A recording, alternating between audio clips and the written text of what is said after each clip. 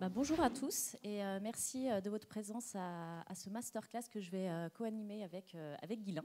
Bonjour à tous. Donc, on va vous présenter la méthode qu'on a mis en place pour un de nos clients qui est Useverna, à savoir comment exploiter la donnée au service des consommateurs, qu'ils soient B2B, B2C, et au service de la marque et des revendeurs. Guilain, je vais te laisser te présenter un peu. Donc moi, je suis Guilain Ridel, ravi de vous retrouver aujourd'hui. Donc, je suis directeur conseil data et CRM chez Avancy. Et j'ai aussi la casquette de directeur commercial de l'agence. Donc Avancy, qu'on va présenter juste après, qui est une agence conseil en data marketing omnicanal. Voilà. Et moi, je suis Audrey Isard, je suis directrice conseil au sein de l'agence Avancy que j'ai rejoint il y a quelques mois. Et mon rôle est d'accompagner nos clients sur leurs problématiques data et CRM et d'améliorer la pertinence et la performance dans leur stratégie d'acquisition et de fidélisation. Donc voici le sommaire. Donc on va d'abord, ce que disait Guilain, se présenter rapidement pour passer ensuite vif au sujet qui sont les enjeux et les problématiques de nos clients Useverna, la stratégie qu'on a mis en place, les facteurs clés du succès et les bénéfices pour l'entreprise. Et si on a un petit peu de temps, on aura un question-réponse. Alors, qui sommes-nous? Donc Avancy, on est une agence, une des 8 agences du groupe MV Group, donc une agence sœur de Winbond. Et on a effectivement vocation à accompagner nos clients dans la définition et la mise en œuvre de leur stratégie relationnelle. Donc on est expert en data marketing et en CRM pour offrir des expériences clients sans couture grâce à la compréhension des comportements des clients. Voilà. Donc on a une démarche qui est avant tout data-driven pour nos clients. On est effectivement donc une agence du groupe, ce groupe MV Group qui a vocation à accompagner tous nos clients dans le parcours consommateur. Donc aussi bien dans la création des marques que dans leur médiatisation, mais aussi dans leur conversion, acquisition et fidélisation. La particularité qu'on a chez Avancy, c'est qu'on est à la fois un levier marketing au sens fidélisation, mais on vient aussi abreuver, alimenter l'ensemble des leviers marketing du groupe en data afin d'optimiser l'ensemble des investissements marketing. Voilà. On a aussi chez MV Group différentes actions sociétales fortes autour de la formation et la transmission de la culture de l'entrepreneuriat. Voilà. Donc Avancy, effectivement, on propose différentes offres autour de la data et du CRM et de la data marketing. On a des audits, effectivement, en data et en CRM pour nos clients. On produit aussi de la connaissance client, aider nos clients à mieux comprendre leurs clients. Donc quand on dit ça, on ne dit pas grand-chose. Hein. Ce qu'on veut derrière, c'est pouvoir améliorer la compréhension des comportements d'achat des clients, à la fois en B2B et en B2C. Donc, c'est quoi un cycle de vie? C'est quoi un profiling? C'est quoi un scoring? C'est quoi un ciblage? C'est quoi un moment de vie? Le but de tout ça, c'est d'améliorer derrière les performances de l'entreprise en termes de valeur client. Voilà. Donc, pour ça, on a des solutions, des outils comme Starkle qui permettent d'unifier les données clients à des fins marketing et d'activation marketing. On a pour ça de nombreuses solutions sur qui on s'appuie, puisque nous, on est agence conseil, donc on est agnostique en termes de solutions. Et on est certifié sur un certain nombre de solutions du marché, à la fois en data management, aussi en data activation et en data intelligence. Historiquement, on existe depuis 25 ans. On a démarré notre activité par la VPC en 95, à l'époque de Netscape. Voilà, et donc on a des clients surtout en VPC, e-commerce et retail historiquement. Et puis on s'est beaucoup développé depuis 5-6 ans sur les grands réseaux de points de vente, les services, l'immobilier et les marques. Et donc aujourd'hui, on vous présente un des cas clients intéressants, donc Husqvarna, qui effectivement, je dirais, décrit plusieurs axes intéressants d'analyse autour de la relation client à la fois B2B et B2C. Donc, Husqvarna, vous le connaissez certainement tous en termes de marque. Donc, il est le leader mondial de la fabrication et la commercialisation d'équipements de jardins, parcs et forêts. Il existe depuis 1689 et il propose des services assez innovants et performants, que ce soit sur les particuliers ou sur les pros. Et il a une couverture nationale assez forte parce qu'il a 850 revendeurs indirects et multimarques. Ouais. Donc, on va passer aux enjeux. Husqvarna, il a fait appel à Avancy il y a maintenant 6 ans. Donc, c'est un client qu'on a depuis longtemps au sein de l'agence. Et il est venu nous voir parce qu'il avait besoin qu'on l'accompagne sur la stratégie data et CRM, à savoir qu'on a travaillé sur 3 axes qu'on va vous présenter ici. Ses premiers besoins, c'était comment faire adhérer un groupe de revendeurs, donc les 850, au digital et à l'omnicanalité. Pardon. Et le but était de leur démontrer qu'une relation digitale est génératrice de business, création de valeur et surtout pas une concurrence déloyale. Comment fidéliser des consommateurs et augmenter la valeur client, et comment y adosser des parcours CRM personnalisés et associés au cycle de vie. Donc les enjeux, le premier enjeu, c'était maîtriser sa communication auprès des consommateurs, qui soient les particuliers et qui soient les pros. C'est comment proposer des services d'upsell et de cross-sell, les sensibiliser à l'entretien du matériel, proposer des services, etc., afin de les fidéliser durablement à la marque. Le deuxième grand enjeu, c'était impliquer ce réseau de revendeurs, les générer plus de trafic dans le magasin pour générer plus de business pour la marque, et les accompagner et former le réseau au digital, qui était un gros enjeu pour eux. C'était un rôle tripartite. Vous avez la marque, l'ensemble des revendeurs, les 850, le consommateur B2B, B2C. Et Husqvarna peut aussi bien parler au consommateur en direct ou le revendeur directement au consommateur. Et l'idée, c'est d'avoir ce rôle tripartite qu'il fallait générer. Alors, les revendeurs, ce sont des revendeurs multimarques. Il faut avoir en tête, c'est donc en tant que marque, comment je crée effectivement la préférence de marque chez mes revendeurs pour qu'ils vendent plutôt mes produits plutôt que ceux des concurrents. Voilà. Alors, en termes de stratégie de mise en place, il a fallu en fait démontrer auprès de la marque. Donc, la marque, Husqvarna, ils ont un siège en France, dans les Hauts-de-Seine, en Île-de-France. Ils ont un siège au Monde en Suède. Voilà. Donc, en permanence, dans ces grandes organisations, il faut trouver le bon angle pour que chacun comprenne l'intérêt de travailler ces datas, à la fois au niveau corporate, mais aussi au niveau local. Et donc là, je dirais que l'approche qu'on a eue avec eux il y a 6 ans, qu'on a démarré cette initiative, je dirais, marketing, c'était d'essayer de comprendre comment je peux exploiter mes données consommateurs pour venir en fait alimenter, aider mes revendeurs à mieux vendre la marque. Voilà. Donc c'est cette relation tripartite qui va inspirer tout cas client aujourd'hui. C'est comment j'arrive à, puisque je viens rendre service au revendeur, je rends service au consommateur qui lui rend service à la marque. Voilà. C'est ça qu'on va essayer d'expliquer aujourd'hui. Alors, bon, ça c'est une slide qui vise à expliquer un petit peu d'où on est parti. C'est-à-dire qu'historiquement, ils avaient plein de données, Husqvarna, beaucoup de données, ils collectaient. Voilà. À l'époque, plus ou moins RGPD, à l'époque ça n'existait pas forcément, depuis ça a changé. Il y avait en revanche un taux de fiabilité et de cohérence qui était proche de 0, je crois que c'était 10% de mémoire, ouais, à peu près. Donc il a fallu en fait travailler ces données, donc c'est le schéma de gauche. Voilà. Donc, plein de données, mais pas forcément organisées comme il faut.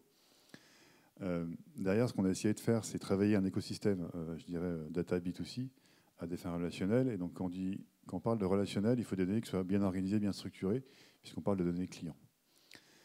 C'est là où vous avez la partie analytics, qui effectivement commence à ordonner un petit peu plus les données. Et puis, quand vient la partie décision, donc la partie marketing décisionnelle, là, on n'a plus le choix, il faut que tout soit au cordeau. Voilà. Et donc, c'est toute la démarche qu'on a essayé d'entreprendre avec eux, pour avoir des données qui soient certes stockées, structurées, mais aussi exploitables à des fins marketing et commerciales. Voilà. Donc, on a créé pour ça un environnement data-friendly, on va dire, un environnement qui permet de créer une bonne dynamique et rendre les données exploitables.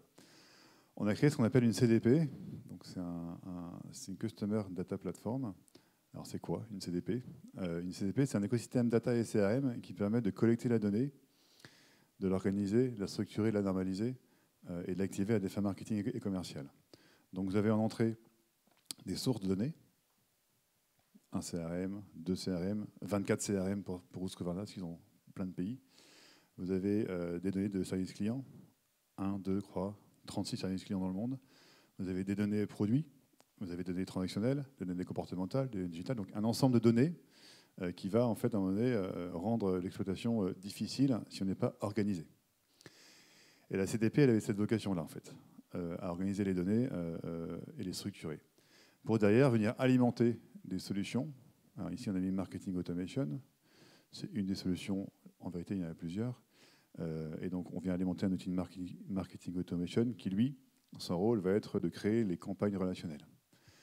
Et enfin, on a créé un troisième je dirais, socle d'outils qu'on appelait la plateforme web. Donc, c'est une plateforme commune entre revendeurs et consommateurs qui permet aux revendeurs d'accéder aux données de leurs clients et du coup faire du marketing de proximité, ce qu'on appelle du marketing distribué, et qui permet aussi aux consommateurs d'avoir ces données en termes de garantie, en termes de maintenance. Quand on va acheter un produit chez Husqvarna, il y a un panier d'entrée un coût d'entrée qui est assez élevé. Les fameux automovers, là, c'est les petits robots de jardin qui marchent tout seuls. Ça commence à 2 000 à 3 000 euros. Et donc, du coup, quand on est client, on a envie d'avoir, on vient acheter donc, le produit, mais aussi la marque et le service qui va avec. Donc, à chaque fois qu'on va acheter un automover, le petit robot de jardin, là, eh bien, on va vouloir chaque année le faire réviser. Donc, c'est autant de rendez-vous qu'on a envie d'avoir. Et donc, c'est là où il faut effectivement, en tant que marque, s'assurer que tous ces rendez-vous sont des rendez-vous qui sont bien marqués d'un point de vue du temps du client. Et cette plateforme web, elle sert à ça, en fait. Elle sert à la fois au revendeur à avoir une vision des données de ses clients. Elle sert à la marque aussi à avoir une vision des données de tous ses revendeurs. Et elle sert au consommateur, puisqu'il peut avoir dans son espace client l'ensemble des informations relatives à ses produits et à ses achats. Voilà. Voilà un petit peu, la stratégie de moyens qu'on a mis en place pour eux sur la France.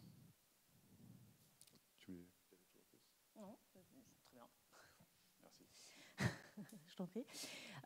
Comme je vous disais tout à l'heure, donc ils ont deux types de cibles, donc le B2C et le B2B. Dans le B2C, vous allez avoir du coup le particulier qui est plutôt exigeant, qui va avoir une taille de jardin plus ou moins grande, et on va lui proposer justement des produits qui sont en adéquation avec ses besoins. Et ce que disait à juste titre Guilain, c'est proposer des produits qui lui sont destinés. Il achète aujourd'hui un automower, il y a plein de produits qu'on ne pourra pas lui proposer, en tout cas la marque. Et la connaissance du consommateur est importante pour le vendeur et aussi pour la marque. Et après, vous avez l'autre cible qui est le B2B et qui est divisé en deux parties. Vous avez les professionnels de la forêt, donc tout ce qui est herboristes, bûcherons, etc., qui, eux, ont un contact assez régulier avec les revendeurs et qui sont plutôt dans une recherche de fiabilité et de puissance du matériel et qui, eux, vont acheter de manière beaucoup plus récurrente leurs produits. Et vous avez les professionnels de l'espace vert, qui est aussi une cible B2B, où là, on est plus sur la municipalité, les campings, etc. Donc, on avait deux cibles différentes, deux modes de collecte différents, des données aussi différentes, et du coup, des plans marketing qui devaient être différents parce qu'on ne va pas proposer les mêmes produits et on ne va pas qualifier les mêmes besoins. Et le cycle de vie n'est pas du tout le même entre un particulier et un professionnel. Donc, les rôles de la plateforme, ce qu'on a mis en place pour les revendeurs, c'est une plateforme qui est digitale et l'objectif, c'est qu'elle soit évolutive.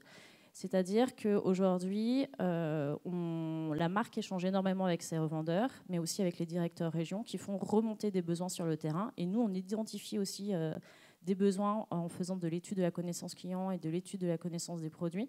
Et on rajoute des briques justement à cette plateforme pour donner les moyens aux revendeurs de générer plus de business et de connaître encore plus leurs consommateurs. Donc elle s'adresse effectivement aux trois cibles, le consommateur, le revendeur et la marque. Et tout l'écosystème qu'on a mis en place de données et de flux entrants, que ce soit B2B et B2C, va permettre de créer un programme relationnel personnalisé pour chaque consommateur selon son parcours d'achat. Et in fine, voilà, l'objectif, c'était vraiment que la marque puisse tisser un lien entre ses consommateurs et le revendeur, qui n'est pas chose facile. Parce que ce que disait Guilain, c'est qu'aujourd'hui, vous avez 850 revendeurs qui sont multimarques et toutes les marques communiquent à ces revendeurs. Donc il faut tirer un peu son épingle du jeu et être différenciant. Et ce n'est pas une chose facile, en tout cas pour les marques. Alors, les objectifs de la plateforme, je ne vais pas tout détailler, mais ce qu'il faut retenir, c'est qu'il y avait deux gros enjeux pour la marque et pour les revendeurs. Le premier, c'était la performance. En gros, aujourd'hui, la plateforme va permettre aux revendeurs de suivre leur performance business. Qu'est-ce qu'ils peuvent proposer à un consommateur qui vient aujourd'hui acheter un automower et qu'est-ce que je vais lui proposer demain? Donc, faire de l'upsell et du cross-sell. Donc, c'est vraiment avoir une connaissance de ça. Et le deuxième gros enjeu qui est très important pour Husqvarna, c'est le RGPD et leur expliquer qu'aujourd'hui, quand il y a un consommateur qui soit B2B ou B2C qui arrive en magasin, l'importance de la qualité de la donnée. Parce qu'aujourd'hui, vous collectez mal la donnée, vous écrivez mal les informations, on ne peut rien faire. Donc il y a tout un process qu'on a mis en place. On a mis un programme e-learning à disposition des des revendeurs pour expliquer l'importance du RGPD, parce qu'ils n'ont pas tous connaissance de ça, l'importance d'avoir des informations pour pousser des offres et pour eux, leur générer du business et du trafic en magasin.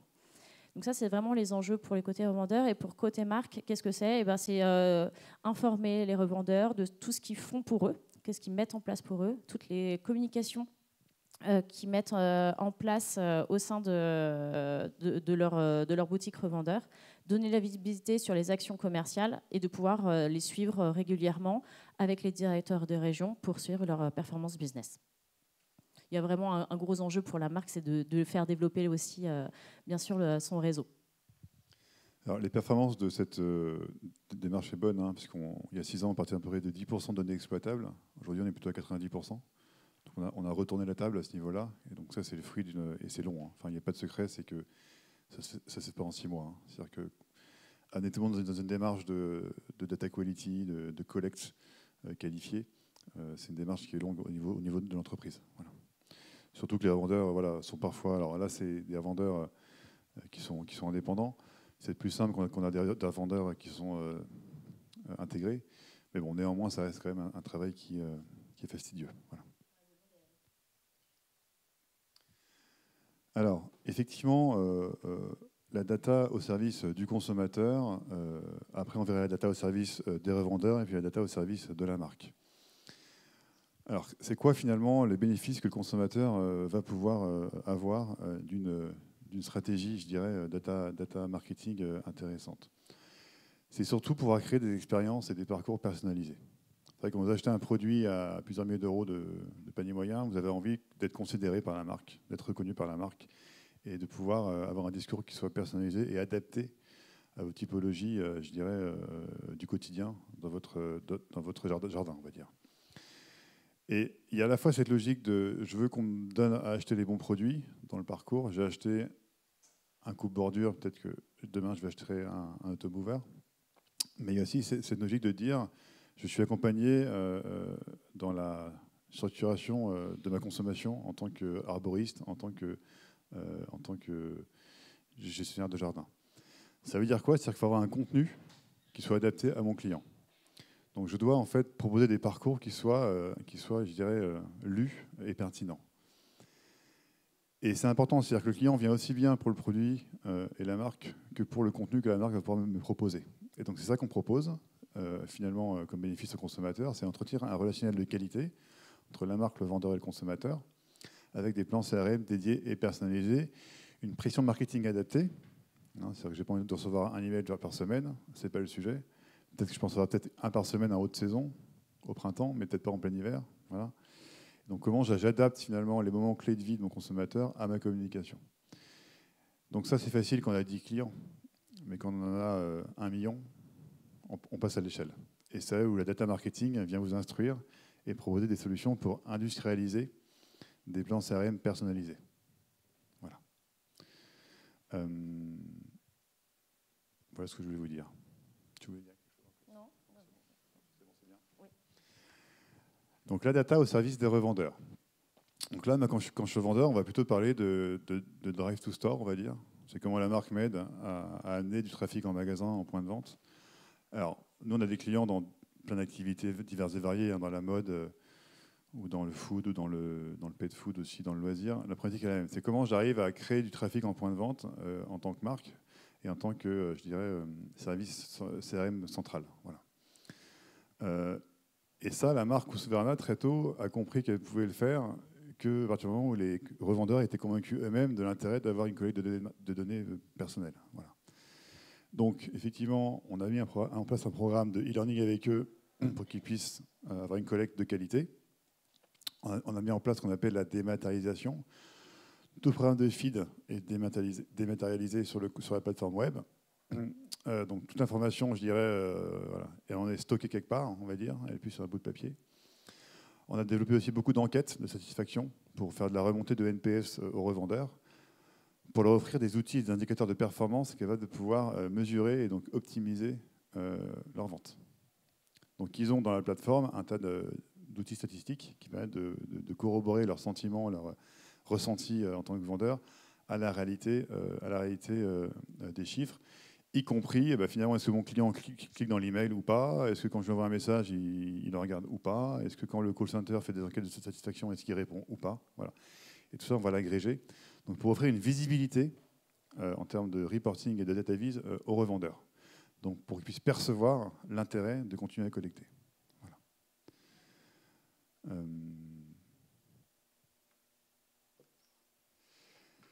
Alors, la data au service de la marque. Finalement, en quoi est-ce que la donnée, je dirais, crée de la valeur au niveau de la marque? Donc, la marque, en fait, ça lui permet aussi de reprendre la main en termes stratégiques sur la communication. Quand on a une marque distribuée, alors c'est le cas d'Husqvarna, c'est aussi d'autres cas qu'on peut avoir comme par exemple Bioderma, c'est un de nos clients, Bioderma, donc tout ce qui est skincare, produits de la peau, cosmétiques. Eux aussi, ils sont vendus à travers 22 000 pharmacies dans le monde. Comment je fais pour parler à un client que je ne vois jamais? Je ne le vois jamais, c'est mes revendeurs qui le voient, alors pharmacie, revendeurs revendeurs et autres. À un moment donné, je ne vois jamais mon client et c'est que mon revendeur qui finalement qui fait écran entre ma marque et mon client final. On a aussi un client qui s'appelle O2 Care Services, c'est un des leaders dans le domaine de l'aide à domicile. Pareil, eux, ils ont un intervenant qui finalement crée la fidélité entre la marque et le consommateur final. On a un client qui s'appelle Olga, qui est dans la salle, je crois. Pareil, donc ils sont distribués. Comment je fais pour adresser un message à mon consommateur final? Comment je fais pour collecter et m'assurer que... Voilà. Donc finalement, la marque, ça lui permet quoi? Ça lui permet de pouvoir enfin adresser le sujet, reprendre le pouvoir, reprendre la maîtrise de sa donnée client pour pouvoir comprendre son consommateur final, tout simplement. Donc je peux contrôler finalement la qualité de la communication, je peux abreuver mes revendeurs aussi en persona, en compréhension des comportements d'achat. Jusqu'à présent, les marques avaient beaucoup d'enquêtes marché, d'enquêtes quali, téléphone. Voilà. Et il leur manquait en fait le volet finalement data quality, data collect. Maintenant, ils l'ont, et ils ont des outils, enfin, en l'occurrence, Husqvarna a un outil pour pouvoir promouvoir cette force-là. Ça permet aussi effectivement de créer un relationnel de qualité entre la marque. Donc on passe de logique de branding pur à une logique quand même de CRM. Je décline ma stratégie de branding en stratégie relationnelle. Souvent les marques créent une belle identité de marque. On a un client qui s'appelle Royal Canin aussi. Royal Canin, tout ce qui est pet food. Donc c'est Groupe Mars. Ils ont fait entièrement leur charte graphique il y a 3 ans. Ils ont mis un beau chien avec des beaux poils. L'animal est bien starifié. Et en fait, ils n'arrivaient pas à décliner la stratégie de branding à un niveau relationnel. Voilà, donc nous, on les a accompagnés aussi là-dedans. Voilà. La démarche est la même. C'est comment je traduis une logique de branding en logique relationnelle. Voilà. Et pour une marque, c'est important, parce que c'est là-dessus qu'elle crée de la valeur. Et la data vient aider à cette démarche. Et puis enfin, effectivement, en tant que marque, je peux pouvoir enfin piloter, mesurer un certain nombre d'actions CRM que je peux avoir. Et ça, c'est important, c'est-à-dire qu'on ne peut optimiser que ce qu'on mesure, hein, comme dit le dicton. Donc c'est important pour une marque d'avoir enfin un ensemble d'indicateurs de performance qui lui permettent de pouvoir en donner, faire remonter le dossier en haut de la pile auprès d'une direction, dire voilà, finalement ce qu'on a fait, ça fonctionne, même plutôt bien, et les performances sont bonnes. Alors, Husqvarna, il faut savoir que pendant 2 ans, là, pour le Covid, ils sont passés à la caisse, hein, parce que tout le monde a acheté plein de robots. Donc naturellement, ils ont eu des croissances insolentes, pour être honnête. Et donc c'est aussi facilité le fait de développer des projets en fait, qui visent à améliorer la relation client et le CRM. Voilà, c'est des marques qui marchent vraiment très très bien en ce moment. Donc c'est aussi plus facile, hein, quand ça marche bien, d'aller chercher des budgets. Bon, mais néanmoins, ça fait quand même 6 ans qu'ils s'en sont convaincus, quoi. Voilà, c'est pas né avec le Covid. Voilà. Et on va passer aux facteurs clés du succès. Et je crois qu'il nous reste 10 minutes. Alors, notre approche méthodologique a été construite sur 4 étapes. Donc, la première, ce qu'on a dit, c'était donner la main aux consommateurs, aux revendeurs, pardon, et à la marque des données fiables et exploitables à des fins marketing, que ce soit B2B, B2C. Donc, des données structurées, nettoyées, enrichies, RGPD, évidemment, on et offline. Ça a pris vraiment beaucoup de temps parce que c'était le plus complexe chez Husqvarna parce qu'il y en avait un petit peu à droite, à gauche. Et ça a été de tout consolider et de tout réunifier. Donc ça a été long et laborieux. Et ensuite, du coup, ce qu'on a mis en place, c'était essayer de comprendre le parcours de chaque consommateur, qu'il soit B2B, B2C. Et pour ça, en fait, ce que disait Guilain quand il a présenté l'agence, on va faire des études de connaissances. Donc l'étude de la connaissance client, de l'étude de la connaissance de produits, pour savoir, pour comprendre le cycle de vie d'un client, mais pour savoir aussi les produits qui fonctionnent et ceux qui ne fonctionnent pas, pour pouvoir après mettre des stratégies en place. Et ensuite, une fois qu'on a fait la data, ok, c'est bon, elle est robuste, j'ai une vision éclairée de ma base. Quelles actions aujourd'hui je vais mettre en place? Est-ce que j'ai plus besoin de fidélisation? Est-ce que j'ai besoin de plus d'acquisition? Et on va préconiser, mettre en place des plans selon les besoins du client. Et ensuite, ce qu'on disait, il faut piloter, mesurer. À chaque campagne qu'on envoie, on refait, on rechange. Donc, on suit de très près toutes les campagnes qu'on mène. On les ajuste si besoin est. Et comme c'est un client qu'on a depuis assez longtemps, il y a toujours des nouvelles campagnes, des nouveaux process qu'on met en place, des nouveaux aussi produits. Donc, il y a beaucoup de choses à faire, que ce soit en upsell ou en cross-sell. Et là, comment on est arrivé à ce travail-là? Nous, on a 3 piliers au sein de l'agence, qui est l'humain, la data et la techno. Donc l'humain, c'est qu'aujourd'hui, c'est pas qu'un client, Useverna, c'est un partenaire. On travaille vraiment ensemble, on collabore, on fait des coproches toutes les semaines avec toute une équipe dédiée. Donc nous, nos enjeux aussi chez Avancy, c'est de comprendre les besoins de nos clients et de créer un lien fort, parce que c'est comme ça que ça fonctionne aujourd'hui. Nous, on est convaincus de ça. La data, parce que la data, c'est par là qu'on apprend, c'est la connaissance client. Et pour bien comprendre vos enjeux et vos stratégies, on a besoin de savoir ce qu'il y a derrière. Et la technologie, parce qu'aujourd'hui, on innove, parce qu'aujourd'hui, on a besoin de s'approcher de marques et d'intégrateurs performants. Donc aujourd'hui, on est toujours à la recherche de la meilleure technologie du marché pour pouvoir répondre à vos besoins.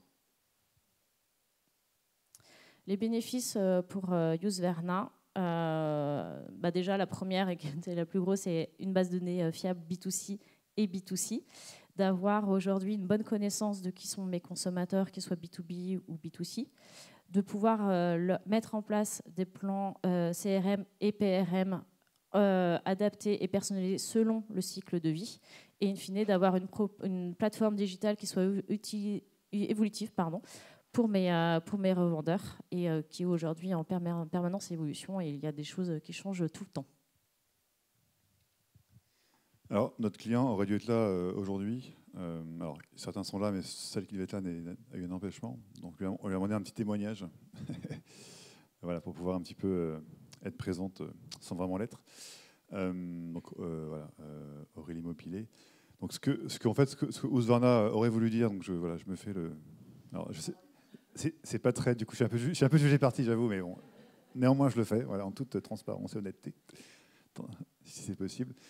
C'est-à-dire qu'on a su, en fait, les projets data, c'est des projets qui sont souvent complexes de par leur lien intime avec la SI, en fait. Souvent, ça implique plusieurs services de l'entreprise. Les services informatiques, la direction, souvent, il y a un sponsor au CODIR, il y a, tout le monde est contributeur à données clients dans l'entreprise. Donc, c'est des sujets qui sont vraiment transversaux, matriciels, donc complexes. Rajouter à ça Husqvarna, qui est une entreprise multinationale, donc on rajoute un degré de complexité sur le sujet. Donc il a fallu quand même être capable de fédérer à un moment donné une vision commune autour d'acteurs multiples de l'entreprise et faire avancer le sujet. Donc ce qu'elle apprécie chez Avancy, c'est ce qu'elle nous dit, c'est au-delà de l'expertise qu'on a, mais peut-être que d'autres ont, mais en tout cas, nous ce qu'on propose, c'est de faire avancer le projet dans une démarche data dans le temps, avec une forme de conduite du changement. Voilà. C'est-à-dire qu'on ne peut pas s'approprier un outil, on ne peut pas s'approprier un reporting sans avoir à un moment donné embarqué l'entreprise dans le changement. Ce qu'elle a aussi apprécié, c'est qu'on puisse à la fois parler bien à un B2B qu'à un B2C et imaginer les bénéfices reliés à chaque persona, à la fois revendeur et consommateur final. Voilà. Je m'arrête là. Ouais. C'est déjà bien. Non, c'est bien, t'es bien. Voilà, hop. Voilà, écoutez, on a fini le cas client. Il va nous rester 5 minutes pour prendre des questions éventuellement, si vous en avez, dans la salle. Voilà. Alors, il y a 2 rôles, c'est une très bonne question. En fait, Husqvarna met en place par les directeurs régions, en fait, va aller promouvoir la plateforme par des services qu'on nous on a mis en place, donc le programme e-learning. Là, on a construit récemment une vidéo en motion design pour essayer de leur faire comprendre et les faire adhérer à cette plateforme pour dire quel est son business. Mais c'est tout un rôle de la marque à communiquer à travers eux. Donc eux, ils ont leur plan d'animation pour les faire adhérer à cette plateforme. Et après, c'est le rôle des directeurs région aussi de travailler dessus. Et nous, on va plus les accompagner sur les solutions, mettre des plateformes, des tests. Il y a un petit jeu, un petit quiz qu'on a mis en place pour essayer de les alimenter. Mais c'est vrai que c'est un rôle que la marque doit apporter. Nous, on apporte plus les solutions marketing là-dessus. Et après, c'est tout un rôle. Et ils font des séminaires, etc. pour les embarquer, quoi. Alors, par ailleurs, nous, on peut intervenir dans les séminaires d'entreprise pour amener une voix un petit peu tierce et neutre voilà, à celle de la direction.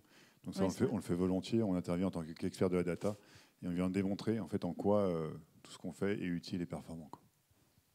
Alors, il y a différents niveaux en fait, comme dans toute entreprise. Alors, chaque entreprise est différente. Donc voilà, mais en tout cas pour Husqvarna, effectivement, il y a un niveau codir, il y a un niveau direction marketing. Et après, il y a tout ce qui est retail, donc ceux qui vont s'occuper des points de vente. Voilà. Bon, ça, c'est classique, hein.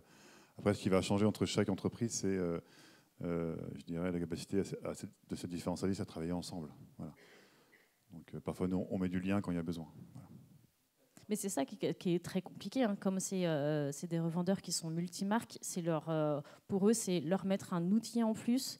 Il faut qu'ils fassent tout un contrôle de qualité de données. Donc c'est un vrai travail d'évangélisation à la marque Husqvarna, mais c'est quelque chose qui n'est pas facile. Aujourd'hui, certes, ils ne sont pas les 850 revendeurs qui se connectent et qui alimentent. En tout cas, ils ont tous un accès, ils ont tous leur base de données dedans.